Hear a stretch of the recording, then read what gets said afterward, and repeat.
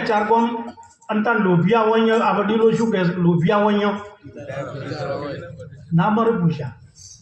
એ તો ગોતી જ ગાઢું હું એને 25 લાખ ભેળા કર્યા ગોમ છોડીને જતા રહ્યા મનુભાઈ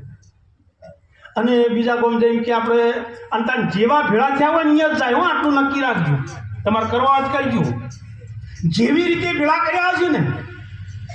માર્ગ એનો એ જ હશે દરવાજા એવા જ હશે એના આ ભાઈ અહીંથી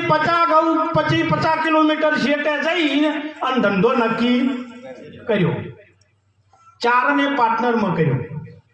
કે શું કરશો એટલે કે આપણે ચારનો જૂનો અનુભવ કે શેનો કે આપણી બધા પંચરની દુકાન ચલાવેલી છે હું ટાયર ખોલું તું પંચર જોજે અરે પંચર કરશે ને હારે વાપરશે શોર્ટકટમાં